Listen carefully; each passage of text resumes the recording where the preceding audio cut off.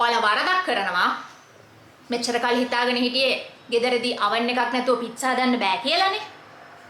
එහෙම නෑ. දැන් ඔයාලට මේ වීඩියෝ එක බලලා ගෙදරදීම අවන් එකක් නැතුව පිට්සා හදාගන්න පුළුවන්. මේ අගේ හොම්බේ මේ ඩාඩි දියවා නෑ මගේ බඩ පේනවා. නෑ බඩ කොහෙද නෙවෙයි. ඉස්සෙල්ලාම මේ විදිහට පාන් පිටි ටිකක් අරගෙන ඒකට ලුණුයි සීනිය දාලා හොඳින් මිශ්‍ර කරගෙන පැත්තකින් තියාගන්නවා. ඊට පස්සේ ලාරස්සේ තියෙන වතුර ටිකකට ඔලිව් ඔයිලුයි ඊස්ට්ුයි දාලා හොඳින් කලවම් කරලා විනාඩි 5ක් වගේ තියලා තියෙනවා. දැන් අපි කලින් හදාගත්ත පාන් පිටි මිශ්‍රණයට මේ ඊස්ට් ටික එකතු කරලා හොඳට අනාගෙන පැය 3ක් වගේ පිපෙන්න තියාගන්න ඕනේ. පිටි එක පිපෙන නම් ප්‍රධාන පාලක මැදිරියට ගිහින් එමු. මේ තියෙන ඩෝනට් එකක්. මේ තියෙන ගේමින් කන්සෝල් එකක්. ඉතින් ඔයාලටත් මෙන්න මේ වගේ කස්ටමයිස් ඉයරින්ග්ස් හදා ගන්න ඕන නම් දුවලා ගිහිල්ලා ෆලෝ කරලා මැසේජ් එකක් දාන්න AIMCraft Facebook page එකට. මේ ෆිට් එකට ප්‍රචාරය කරන ලද දැන්වීමකි. දැන් අපි බලමු පීට්සා සෝස් එක කොහොමද හදන්නේ කියලා. තෙල් ටිකක් රත් වෙන්න තියලා ඒකට දාගන්න සුදු ලුණු, පොඩියට කපාගත්ත ලුණු, ඔරිගානෝ, කැලි මිරිස්, ලුණුත් දාලා ඒකට අපි පොඩියට කපාගත්ත තක්කලි ටික එකතු කරලා තක්කලි ටික හොඳට තැම්බෙනකම් ටික වෙලාවක් අපි උයා ගන්නවා. දැන් තක්කලි ටික හොඳට පොඩි කරගෙන ඒකට අපි සීනි වගේම තක්කලි සෝස් පොඩ්ඩකුත් එකතු කරගෙන ආයෙමත් මික්ස් කරගන්නවා. මේ මික්ෂර් එක බ්ලෙන්ඩර් එකට දාගෙන හොඳට බ්ලෙන්ඩ් කරගත්තට පස්සේ ඔයගලට මේ විදිහට පීට්සා සෝස් එක හදාගන්න පුළුවන්.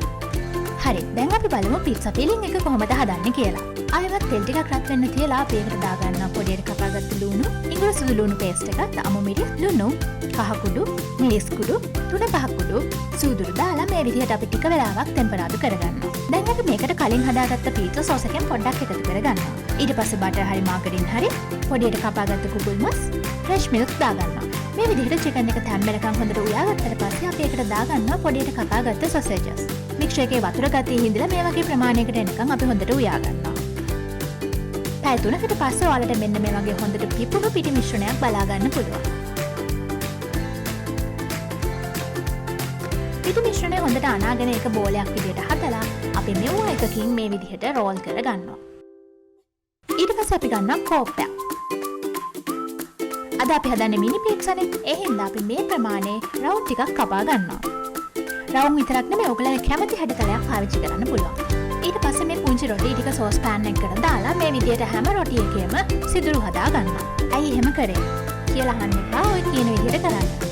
පීට්සා ඩෝ එක රන්වන් පැහැරගෙන එනකොට අපි ඒකට දාගන්නවා කලින් හදාගත්ත පීට්සා සෝස් එක. ඒකට උඩින් දාගන්නවා chicken and sausage pizza filling එක. ඊට පස්සේ අපි දාගන්නවා cheese. ඔයගලන්ට තියෙනවා නම් mozzarella cheese දාගන්න. එහෙම නැත්නම් නිකන් මොන හරි තියෙන cheese එකක් දාගත්තත් කමක් නැහැ.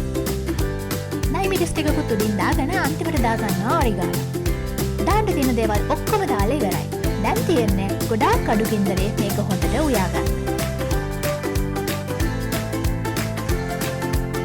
මේ විදිහට තමයි Fox's Kitchen mini pizza හැදෙන්නේ.